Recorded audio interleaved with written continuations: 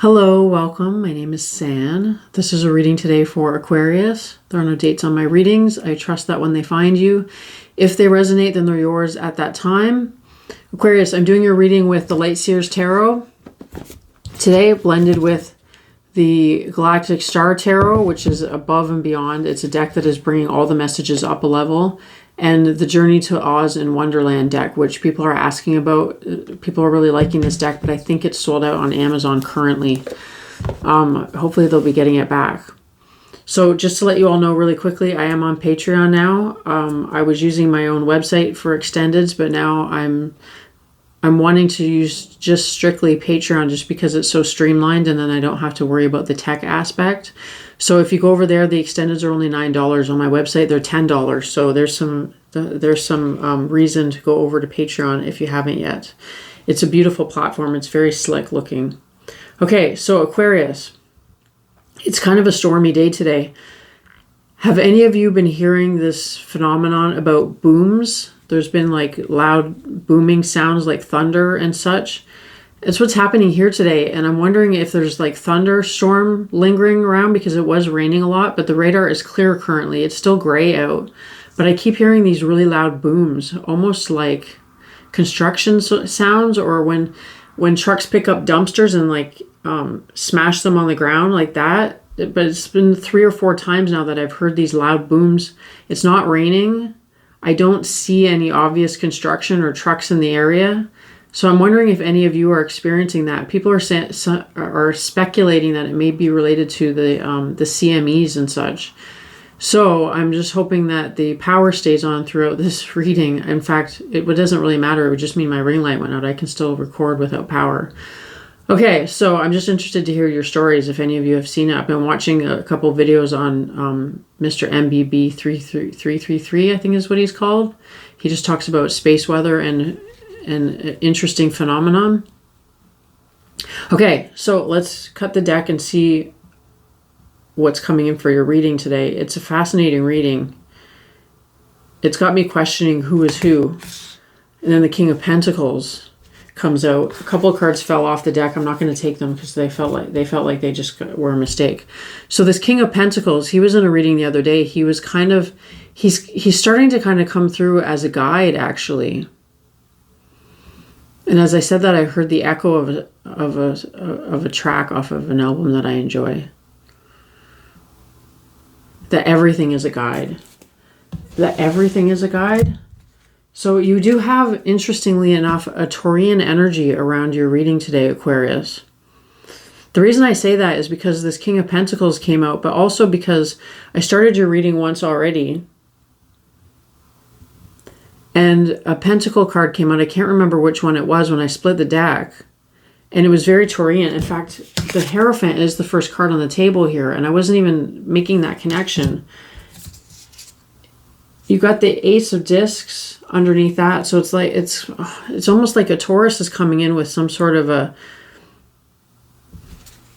I heard the word substitute. I was going to say offer, but I heard the word substitute, some kind of a substitute. I feel like it's not even the same energy as this Hierophant. It's almost like there's 2 competing Taurian energies. It doesn't have to be Taurus, of course, but it's, I want to say this Hierophant is you and it isn't you. What am I trying to mean by that? Because when I look at that card on the table, it's coming out next to this 10 of Swords. And it looks like somebody approaching your home or approaching you at home. But it also looks like you taking a step back and considering your home life or your situation. It doesn't have to be home, but stepping back and looking at your life. Okay, let's look at the bottom of the deck. The Knight of Swords. This Knight of Swords is almost in conflict with this King of Pentacles. It's like there's competing messages. This Hierophant was here first. And then came the King of Pentacles almost as a guide for you, as a cautionary somebody, a friend maybe, but I want to say a guide or somebody like that you look up to as a teacher is saying, be careful, Aquarius. Be careful to what is going on in that Hierophant situation, whether it's you or another. Like I said, I definitely feel like this is your home or your life that we're referring to. But the Hierophant is and isn't you. I'm not sure what I mean by that, except that it feels like there's two competing energies. It's like maybe somebody is coming into your life with news, and you're also embodying this Hierophant energy. The reason I say that is because of the Page of Wands that comes after it. It's like this Hierophant is tossing their wand. Okay, but let's pull an overall energy from what we've forgotten Oracle before I get too far into the cards. I'm glad I'm glad the energy is finally moving, because I was having a really hard time starting your reading today. And then I have to use this deck. That doesn't fit my hands. This deck is too big. The creator of this deck, if you ever see this video or one of my videos using your deck, please make the deck a little bit smaller for small hands. Because I love the deck, but it's just a little bit too big for me. Okay, overall energy for Aquarius. Initiation. Interesting. I'm loving how the cards have been jumping out of the decks. So initiation is not at all what I was expecting, but I guess that's what we're talking about here. Whatever's going on here with this Hierophant approaching your home or your life is an initiation of some sort. But I'm also suddenly seeing a whole bunch of books in this. There's all these kind of upright markings on the card that are bits of the house, I guess, that have been moved, but they were suddenly looking like open books. It's almost like this house, maybe we're talking about a library. This house is suddenly made out of books. It's a house that has been through it, right? It's been through a storm, but that's not really what I'm focused on right now. It's not that you've been through a storm, but you've been through something that is making you want to kind of walk away from it all. Because that's what this Page of Wands is talking about. It's like whatever the Hierophant energy is, it's a guide as well. It's almost as if you have a stream of visitors, one after the other, or a stream of incoming messages or calls or emails, one after the other. It feels like a gentle rhythm. Like one day, the Hierophant. That same afternoon, the King of Pentacles. Right on the heels of that is this Knight of Swords. The Knight of Swords kind of comes in with the King of Pentacles, almost like a sidekick, like Don Quixote. And then there's the High Priestess underneath that. And it's like, once you get to the High Priestess, you've had enough.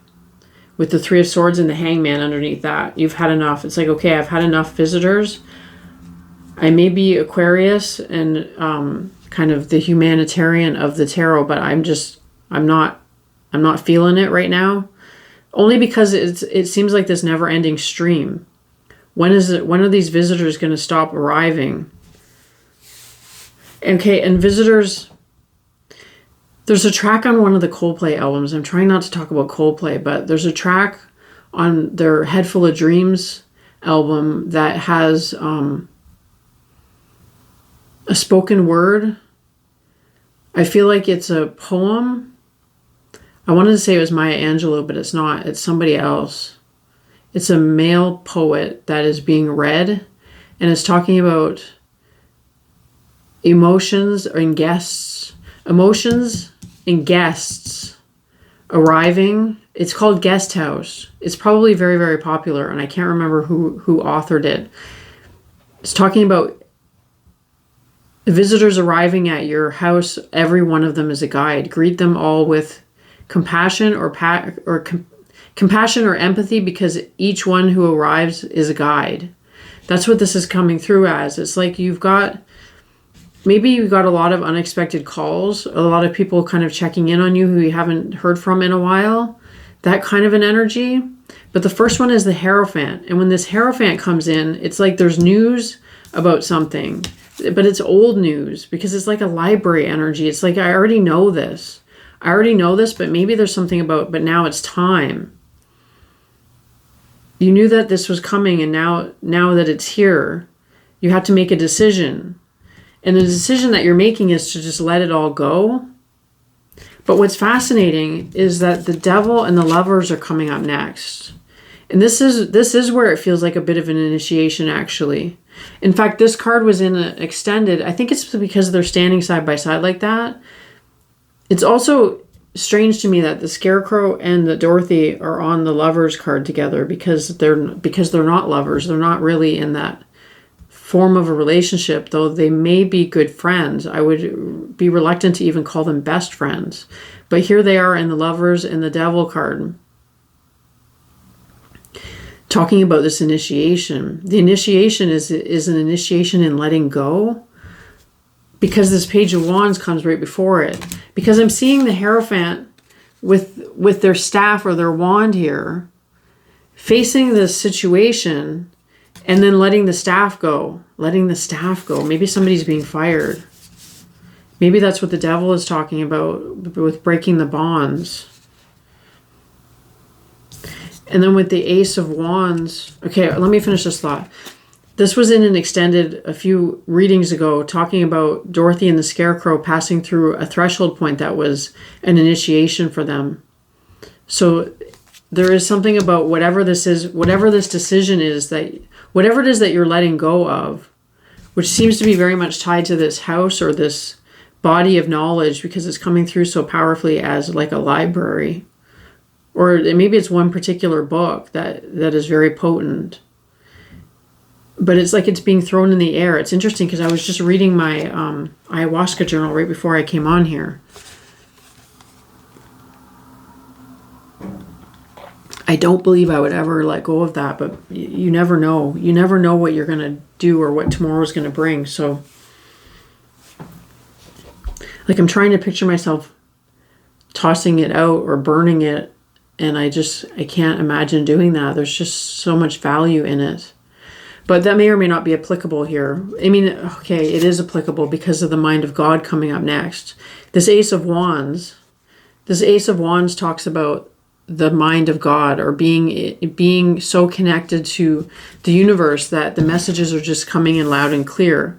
So maybe that's why the book is being tossed away. It's like you've always been by the book, but now you can go rogue in a sense. You can go independent, which with Seven of Wands coming up next, it's going to be a challenge because it's shining a light on you, and that's going to bring challenger energies towards you. But I'm curious whether with the Lovers card here, if this, well, the Lovers card is coming up again, actually. There almost seems to be a decision here. Whatever the situation is, you're letting something go, but it's not the Lover's energy, which is interesting because the Lovers is facing the Devil.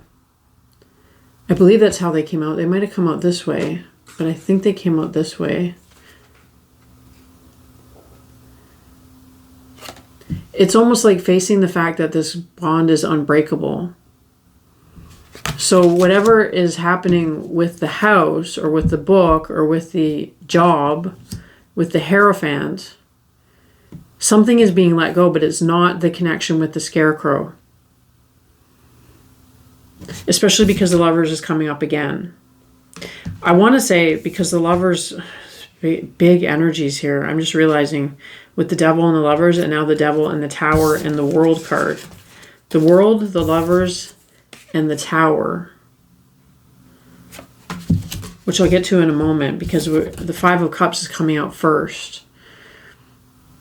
So it's like you're having to leave this behind, this homestead, this workplace, this institution. Maybe that's what we're talking about with the Hierophant and all the books in the library. You're having to leave behind an institution or a way, a process. I just heard the word predicament. You have to leave behind that predicament. But it feels like there's something here about how this is a repeating pattern. There's something here about how the swoosh in this card, and maybe it's the fact that there's so many messengers coming in one after another. It feels kind of like stately almost, especially with this initiation. But you always knew it was coming. That's what I was trying to get to about the mind of God and the book. Because you're so connected, It's like you can toss the book away because you don't need the dream journal anymore, or you don't need that anymore. You don't need reference anymore. It's all in the moment. It's all like relying on instinct in the moment. So there's no need to get out a book in order to make reference or do research, or even to talk to advisors or counselors or teachers anymore. Because you are so tuned in that you just have direct access to the information that you need. You don't need to go to the library. You just know stuff. So that's being left behind and moving into a new world. I mean, the world card does also talk about things wrapping up, but right on the other side of the world is the Lovers card. It's interesting. Okay, so maybe it's something like this. Maybe Dorothy and the Scarecrow, which is just a symbol, of course, for friends who have been or who are embarking on a journey together, a hero's journey. Maybe in The Wizard of Oz or in this first part of the reading, they're not partners in that regard, but here it feels like they are because of the tower. Because of the tower, which is a tornado in this reading, which is fascinating because I was just talking about it being a stormy day. It's really calm out right now, actually. There's a little bit of breeze, but there's no big storm kicking up. But it was earlier. I went out earlier to buy some paint, and it was like really windy. And anyway, it doesn't matter. And there's the wind card here too. The reason why I'm emphasizing that is because of the wind. The wind is a big change maker energy, and it feels like, well, we know that the change is coming because the Hierophant has arrived at your doorstep and announced it to be so. But at the same time, you always knew this moment was coming with that Ace of Wands. There's a connection with these two cards. It's almost as if you've seen this storm ahead of time. The storm, okay, this is the fascinating thing. This, like I said, I think I said here that you didn't face a storm. It's almost like a storm warning. A storm is coming and you must vacate the premises, or you must, like, some shit's about to go down in a situation and you don't want to be there for it, Aquarius. So that's what the Hierophant and the King of Pentacles and the Knight of Swords are all telling you, and the High Priestess. One after another. So it could be actual people coming through and telling you, Aquarius, I'm not liking the forecast. You might want to make a new decision. But if that's so, I feel like it's already lining up with everything that you're intuiting. But it could also be circumstances that are showing you that. So it's like somebody is coming in and communicating to you their idea of what is up ahead. Are things coming together, or are they coming apart? I'm just saying that because I'm just noticing the pathways up here. It's almost like the Two of Wands. Are these paths coming together, or are these paths splitting apart in order to go around? If you've ever seen on a radar, this happens here for a lot of... This happens here a lot. There's a storm approaching. Like, I like the big summer storms. And we see them on the radar approaching, and the sky is getting darker and darker. And I'm excited to watch the sky and the development of the storm. But then it'll suddenly just kind of part and go around us and then come back together on the other side. There's something like that in here about parting ways, but then coming back together. But it's not talking about the lovers. The lovers are staying together. Well, maybe there is a momentary pause just because of that gap between the two worlds. But it's brief. Maybe just while the storm blows through. Maybe that's what this is talking about. That makes a lot of sense. Okay, while the storm is blowing through, you might be on your own for a bit, because I'm seeing her walking the beach, kind of at the edge of the chaos. It's like the storm is in the distance. The storm is like 2 or 3 counties away, but the wind is still blowing here where you are. And the Empath card. The Empath and the Seven of Discs, I feel like they go together, is talking about this time that you may be spending a lot of time on your own while you're waiting for things to settle down. That you have a lot of empathy, but the empathy is talking to me about connection to the Lover's energy, because the Two of Cups comes up again at the very end. I feel like this is actually more intimate than both of these Lovers cards. Interestingly, you usually think of the Two of Cups kind of evolving and becoming the Lovers. Like that would be an upgrade, but it's almost like this is where something is truly bonded. You can see that, well, that's where the initiation is solidified, I believe. When you come back together, because the Seven of Discs, because there's work to do, because the Seven of Discs feels like things have been put on, the work has been put on hold. It's like you and Scarecrow were friends working together. For example, something came up in the workplace or the life situation that made you have to put everything on hold or take a break or separate for a time, to not go into work for a time, for example. And maybe if that's where you see this person, then you're not seeing them for a time. Maybe they're staying at work and you're staying at home, for example. So there's a time apart, but with the empathy card, it's talking about still being connected, still tuning in, because you have all of that intuition. It is coming out right below the mind of God, because you have all that intuition, even if you're not together, even if the work is kind of stalled out. That's kind of what the Seven of Pentacles is talking to me about, because I always see the Seven as being a work in progress, but it's kind of like midway. It hasn't kind of tipped the scales yet. It hasn't crossed a threshold or manifested anything really profound yet, but it will. And the Two of Cups is ending the reading.